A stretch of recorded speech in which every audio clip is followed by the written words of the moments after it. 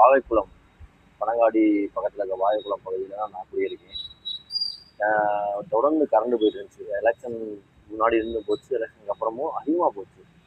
மதிய டயத்தில் போகிறது, 1 மணிக்கு போயிட்டு 3 மணிக்கு வர்றது, திருப்பி ஈவினிங் வந்து 7 மணிக்கு போயிட்டு 8 மணிக்கு வர்றது, அப்புறம் போய் 10 மணிக்கு போகிறது, தொடர்ச்சியாக மின்வெட்டு இருக்கும்ல, அந்த மாதிரி இருந்துச்சு. சின்ன பிள்ளை நான் வச்சுருக்கேன், சின்ன பிள்ளை அழுகுது, சமாளிக்க முடியல.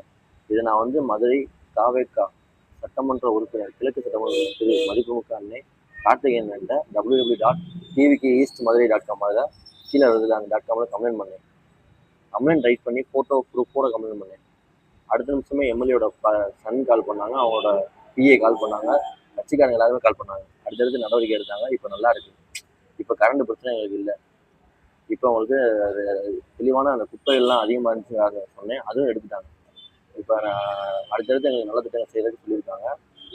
இது எல்லாருமே புரிஞ்சுக்கோங்க. இப்போ வந்து படிப்புக்காண்டி ஒரு மெயினான ஒரு இதை கையில் எடுத்துருக்காங்க, தாவேக்கா அரசு எடுத்திருக்காங்க. அதுவும் கிழக்கு தொகுதியில் அன்னை கார்த்திகேயன் பசங்களோட படிப்பு கவனத்தை செலுத்தி முக்கியமான பாயிண்ட் இது என்னன்னு தெரியுமா?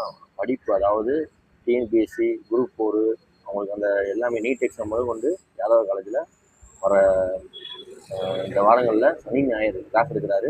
டேட்டு மென்ஷன் பண்ணுறேன், அந்த இது உங்களுக்கு மென்ஷன் பண்ணி விடுறேன். ஃப்ரீயாக படிங்க, நல்லபடியாக எல்லாருமே பாஸ் ஆகணும். ஏழைகள் நல்லா இருக்கணும் தான் தமிழக முதலமைச்சர், மாண்புமிகு முதலமைச்சர் அண்ணன் ஜோசப் விஜய் வந்திருக்காரு. அது போக கார்த்திகேயன் நம்மளுக்கு செய்யறதுக்காண்டி ஒவ்வொருவரும் உழைக்க ரெடியாக இருக்காரு.